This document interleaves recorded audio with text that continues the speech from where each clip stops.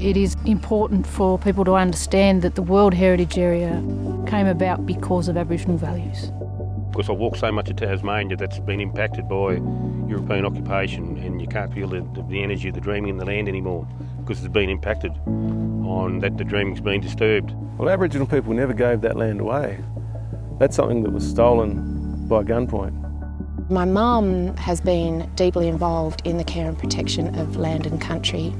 So for me, I have just continued on this legacy. When the World Heritage Area was formed, Aboriginal people became more involved in the natural landscape and back into their own culture. Culture doesn't stay old and ancient. It moves as the generations move forward.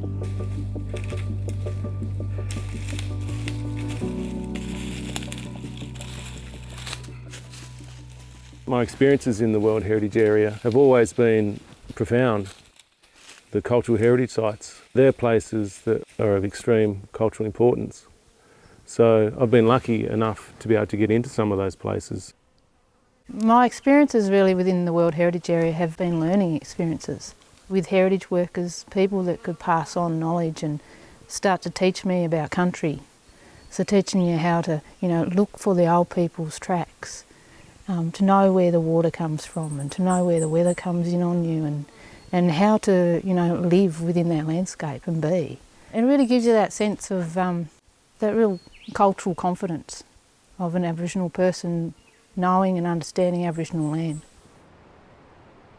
So as Aboriginal people, this is country. Who we are, why we exist is because of country. And the landscape is just not the land, it's also the water and also our ancestors who look after country. The protection of it is about who we are.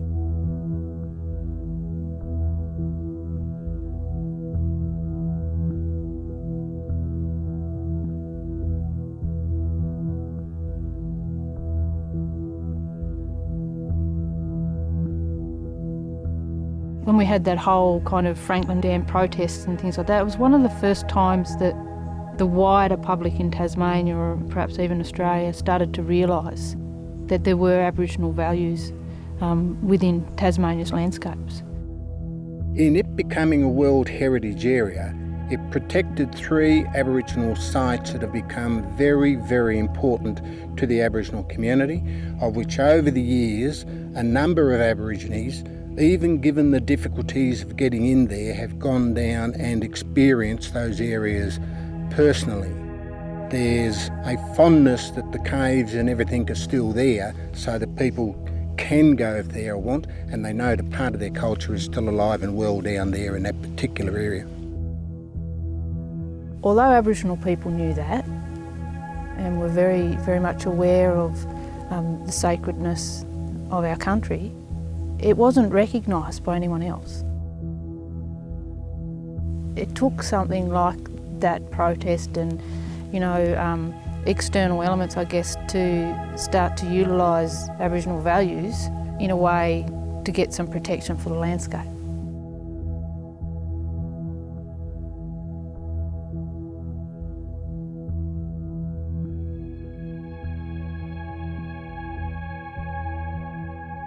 It's a very spiritual landscape.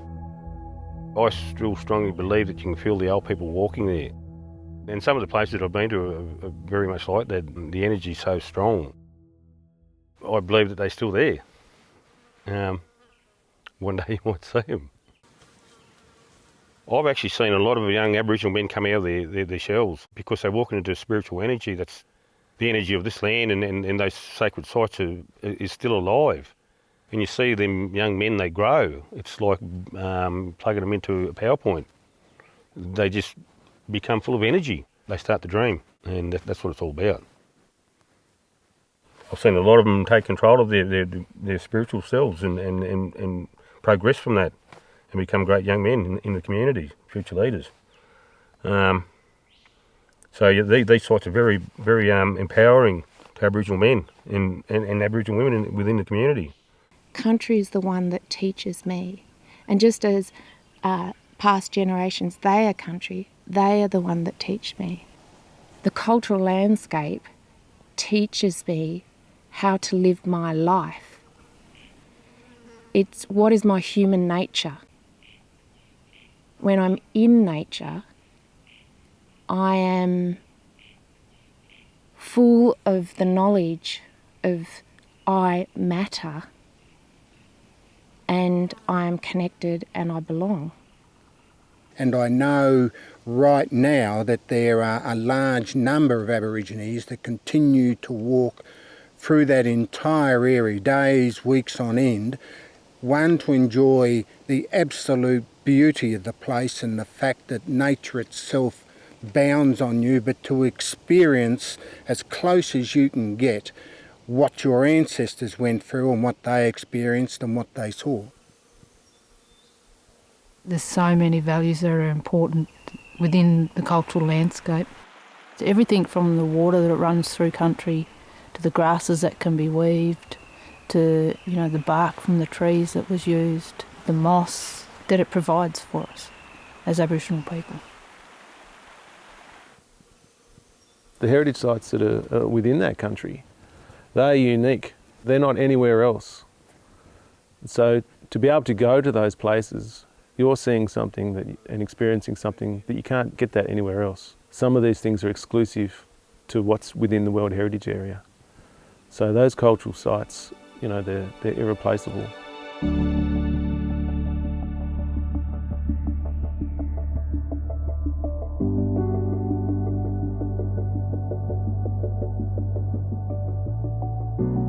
This is our country. It's important to us. My ancestors have looked after country forever. We've got a job to do now, Shani, to look after our country. And this is what we're doing. So cultural practices, staying strong as family and staying strong as a community. And long as we have land and country, that connection keeps us going. We need to manage these places for future generations. The spiritual energy is alive here. That is the main thing that I feel here. It's that connection that you still feel them old people here today.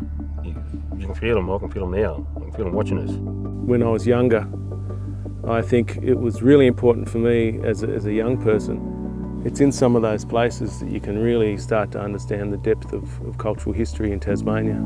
So it's vitally important that we can actually maintain that Aboriginal presence in those places. When we're looking at the management and care and protection of the World Heritage here in Tasmania, we need to really make sure that the Tasmanian Aboriginal people and community are actually at the forefront of sharing their knowledge and also being able to give the right to speak for their country and fulfil our cultural responsibility to care for country. I strongly believe that all of those resources within the cultural landscape, within the Tasmanian landscape, should be managed by the traditional owners, the Aboriginal people that understand the country better than anyone. I've become involved to ensure that Aborigines maintain contact with the area and some kind of control and authority over that area. Because there's no doubt that if there wasn't some brakes put on national parks and the government itself by the Aboriginal community, our sites and our cultural values would be lost, and we can't allow that to happen. Even though we're probably interested in sharing our culture and making sure all Tasmanians know about it, particularly as we feel that will help with the protection and the memory of all of those sites.